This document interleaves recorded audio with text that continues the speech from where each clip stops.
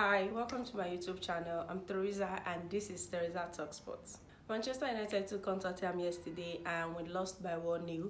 Here are 5 things to learn. Number 1, Amorim doesn't trust the academy. And that's such an irony because the foundations of this club is built on the back of youth, success and courage. So why didn't he trust the academy boys? He had 8 youngsters on the bench and couldn't even make up to 2 substitutions. He made his first substitutions in the 90 minutes when we were clearly struggling. Good and fine, you didn't want to put the boys in a bad situation, but we are already there.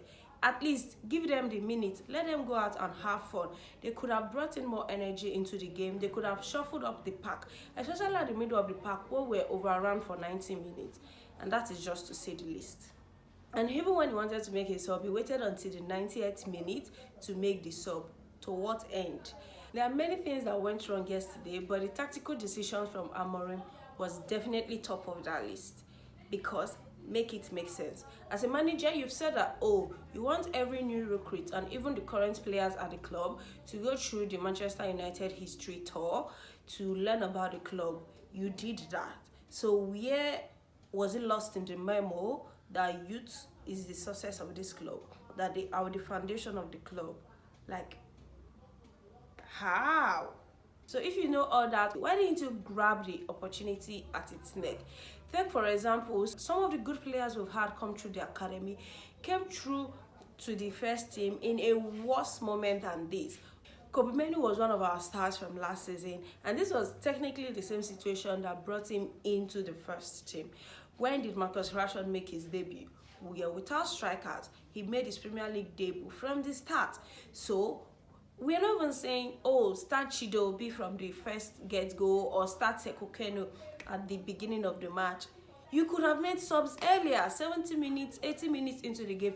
You could have thrown in the kids, not to drown them, but just for them to get a feel of the game and shuffle up the pack. Bring in more energy. These are players, for God's sake. They are going to be professional players. They've probably been playing football for at least the past 10 years. So if you don't give them the opportunity, where would they get the experience from? Tyler Diblin, that everybody is fanning about in the Premier League, how old is he? Is he not playing in the Premier League? So anyways, that's that for that. Ruben Amorim doesn't trust his academy, and we saw that.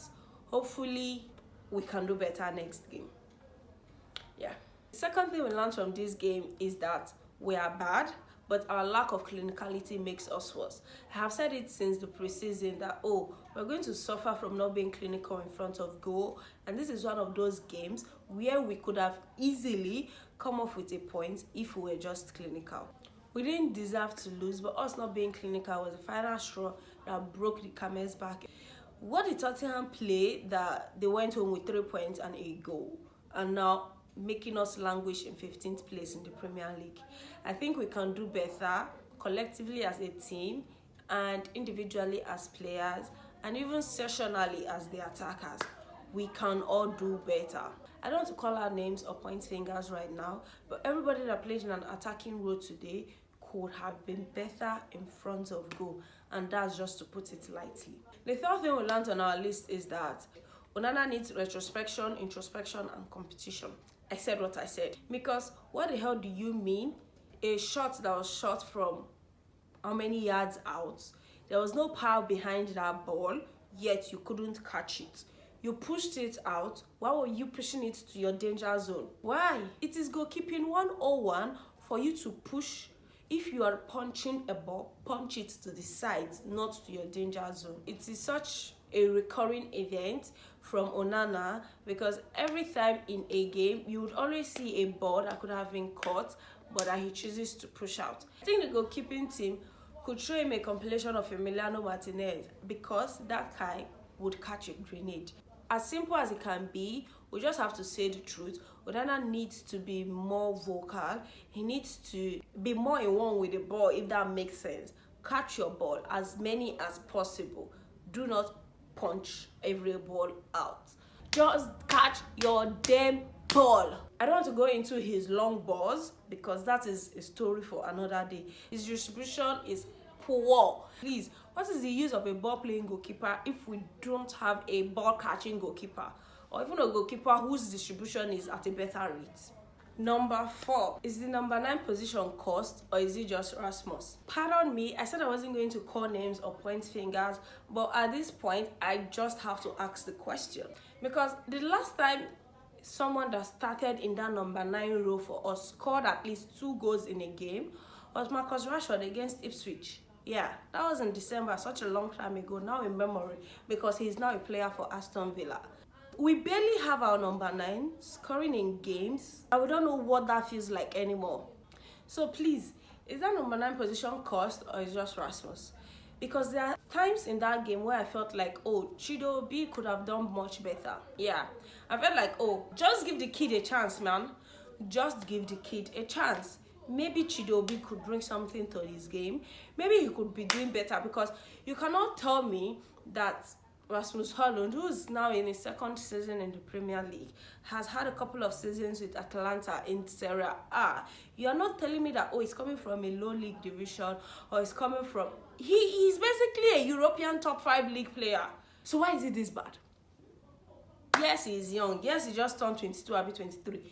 Oh my freaking damn ways.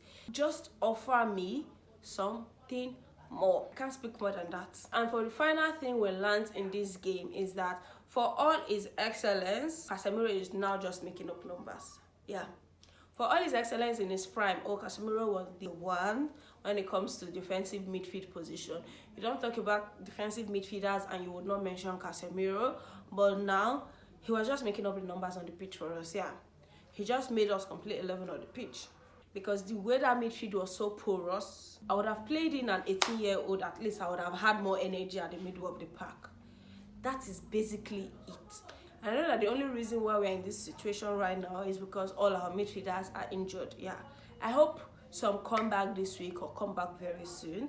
But if by next weekend, some midfielders are still not yet back, just play Kone, please. Just put in the damn Sekou Kone at the middle of that park. That is all I ask for you, Amorim. Anyways, guys, it's going to be a long season, and our trials and tribulation part 2 or part 3, I've lost count, it just started. Let's pray to see the end of this season. If you enjoyed this video, don't forget to like and subscribe for more. Bye.